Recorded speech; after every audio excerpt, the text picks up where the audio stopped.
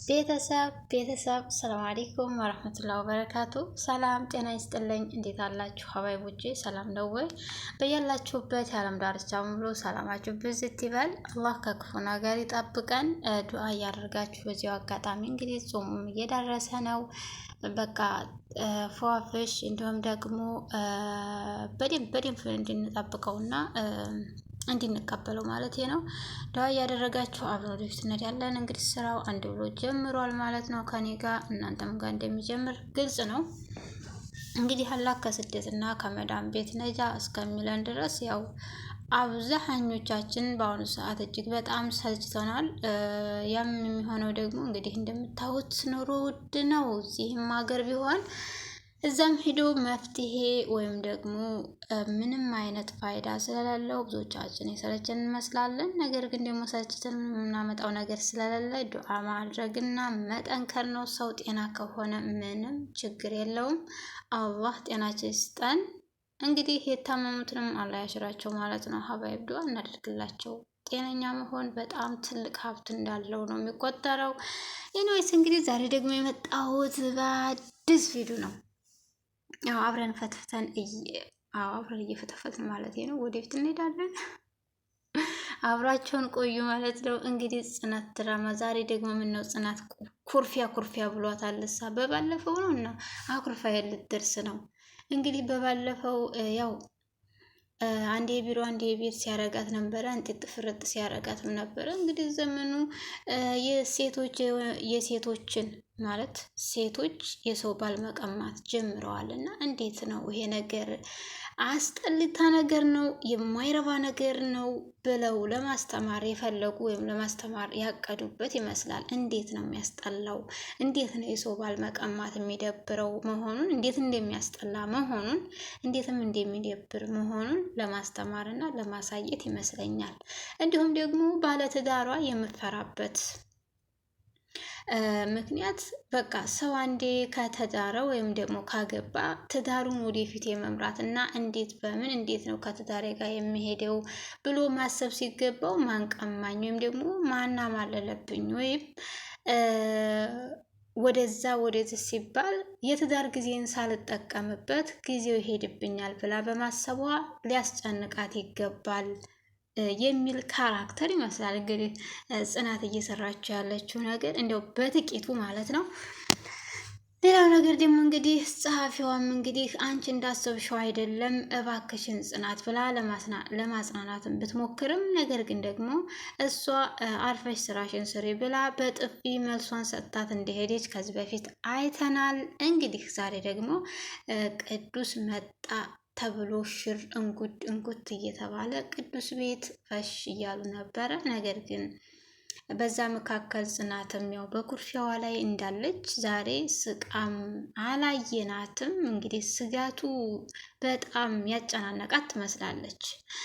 ኤኒዌይስ እንግዲህ ጽናት እንዴት ነሽ ብሎም ቢጠይቃትም አይ በእኔ ምክንያት እንዴት መሆንህ ትንሽ ቢረብሸኝም ነገር ግን ስለመጣህና ተሽሎ ስለመጣህ በጣም ደስ ብሎናል ብትልም እንግዲህ ለምንድን ነው እንዴ እኔ ልጠይቁ ነው እንጂ ለጸጸት ነው እንዴ የመጣችሁት ብሎ እሱም መልሱን ሰጥቷል። ምንም ማለት አይደለም መፈጠር ስላለበት እንጂ እናንተ ምንም አላደረጋችሁም ብሎ ቢመልስም ነገር ግን ጸጸቱ ዳሩንም እየሄደ ሁሎችንም በጸጸት አዳርሷል። እንዴ ቆይ እናንተ እኔን እንኳን ደህና መጣሁ ወይም ልጠይቁ ነው የመጣችሁት ወይስ ደግሞ ጸጸት ልታቀርቡ ነው የመጣችሁት ብሎም ነግሯቸዋል። በዚሁ ተያይዞ ደግሞ እንግዲህ ቅዱስ እያለች እንዴ በነዱል ወይም ደግሞ ሐኪም ቤት መርፌ ወይም ከኒና እንዴት ታዘዘላት ወይም የታዘዘላት ይመስል ቅዱስ እያለች ጧት ማለዳ ተነስታ ቀጠሮ ያላት ይመስል የምመጣው ሰላም ደግሞ እንግዲህ መጣ ሲሏት እንደምንም ብላ መታ ልታቅፈው ወይም ልጠይቀው መታለች። ነገር ግን አቦ ዞር በይልኝ ሰው እኮ አለ ብሎም ሲነግራት ነገር ግን ደግሞ ቆይ ነገር ግን ጥሩ ነው ምንም አይልም፣ ስለዚህ እኛን ስላላየችን እኛ እንሄድ ብሎ ናሆም ለመሄድ ሲያስቡ ቆይ ለምንድነው የምትከሉት ተረጋጉ እንጂ ብሎም ነግሯቸው ነበረ። ነገር ግን እነሱ ደህና አፊዘው መውጫ ሆኗቸዋል። እሷንም እንደዛ አድርገው አፊዘው ሄዶባቸዋል። በዛ ተያይዞ እንግዲህ ሰላም እንደዛ ስጠብቀ የነበረችውን አግኝታው ነበር። በዛ መካከል ግን እሱ ቆሌዋን ገፎ ቢልካትም ከሰዎች ወይም ከእንግዶች በኋላ የሆነ ሰውዬ እንግዲህ ሲያስቸግራት እንደነበረ ከዚህ በፊት ታውቃላችሁ።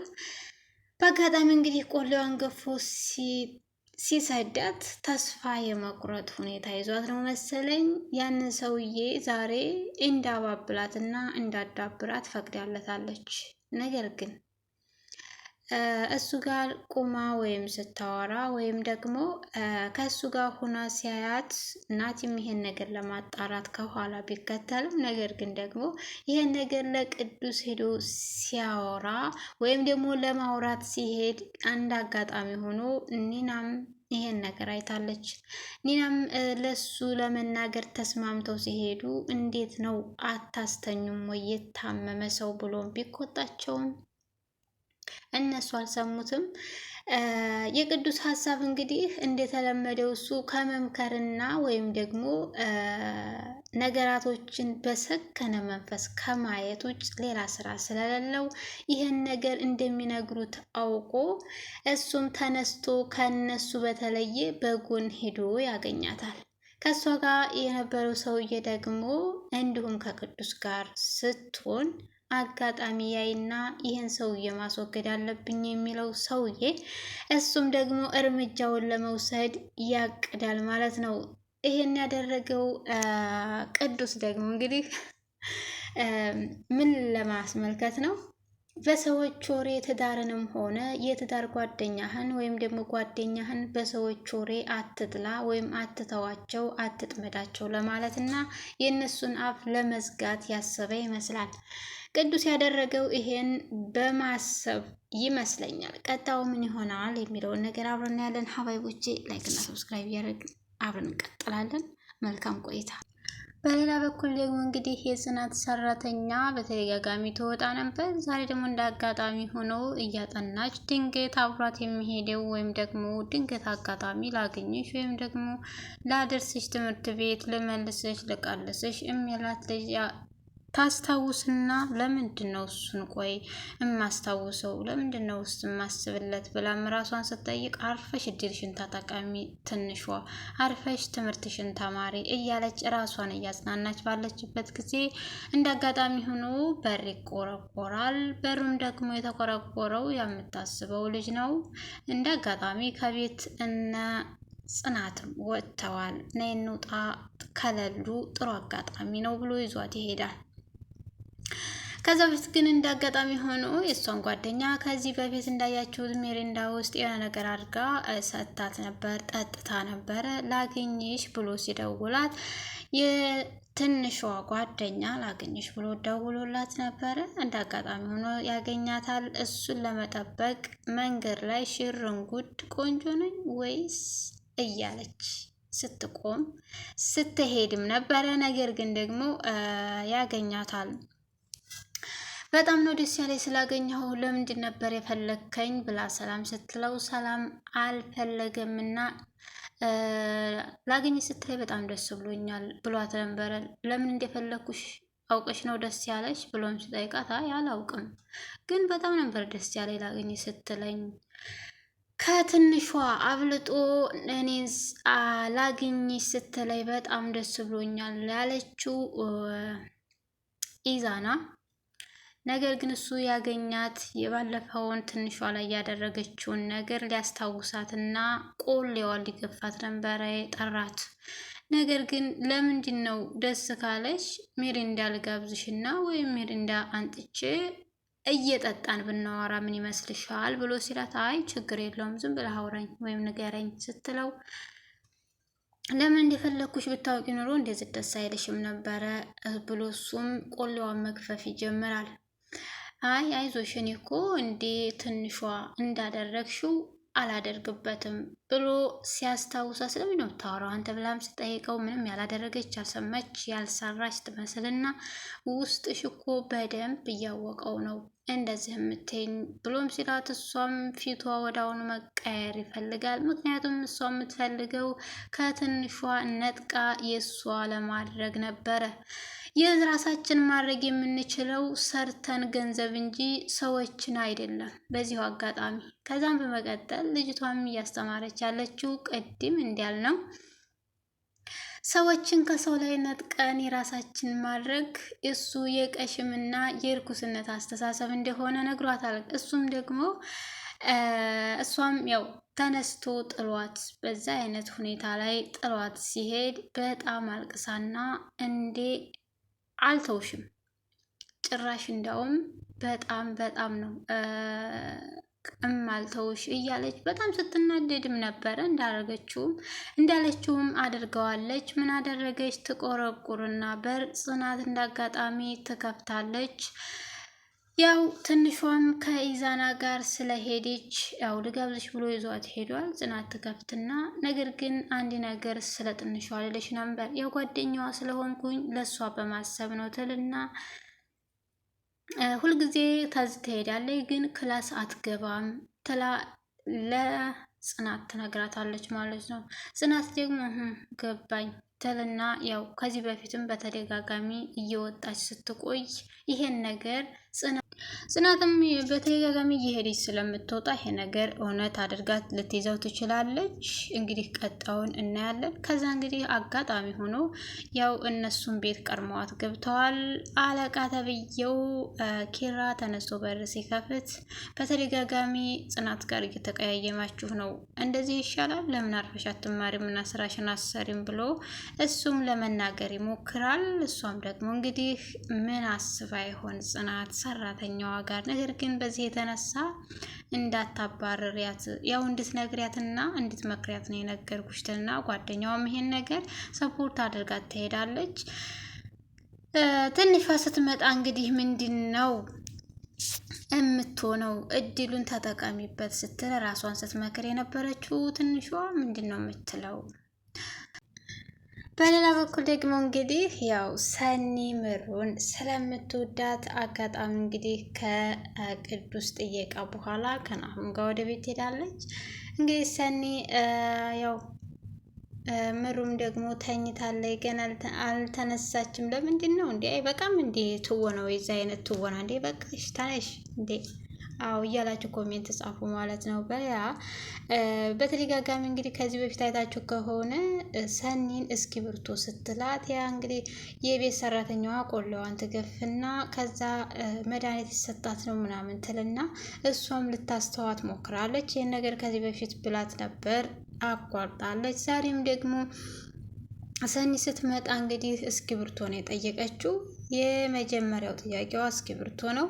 እስክሪብቶ ሰጥታት እንግዲህ መጀመሪያ እንዳጋጣሚ ሆኖ ዛሬም ልታስቆማት ሞክራ ነበር። ሀዊ የምትባለው ሰራተኛ ከዚህ በፊት አውጥተው ቢጥሏትም ምንም አላረግም ብላ እንዲሁም ወድቃም በረኪና ጠጥታ አምጥተው አስታመው እንድትሰራ አድርገዋት ነበረ። ዛሬም ምሩን ለመጉዳትና እንዳውም ዛሬ በትራስ አፍና ልትገላት የነበረውን አጋጣሚ ሆኖ እናቲቱ ከኋላዋ አለመጥፋቷ በእጅቷታልና ስለዚህ ምን እያረግሻን ነው ምንድን ነው ብትልና ቀለል አድርጋ እንድታደርጋታለች። አጋጣሚም ሆኖ ሰኒ ልታያት መታ ነበር። ዛሬም እስክሪብቶን ጠየቀችው። ስትሰጣት ሀዊ ብላ ትስፍላታለች።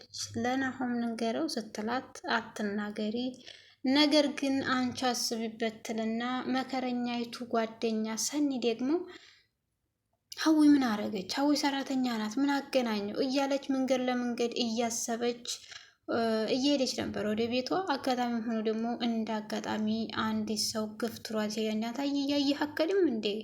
ያ ሰው እንግዲህ ሰኒን ለመተንኮል የመጣ የኤችፒድ ተላላኪ ይመስላል። ከሀዊ ጋር ምን አገናኘው እያለች አሁንም ሀሳብ ላይ ናት።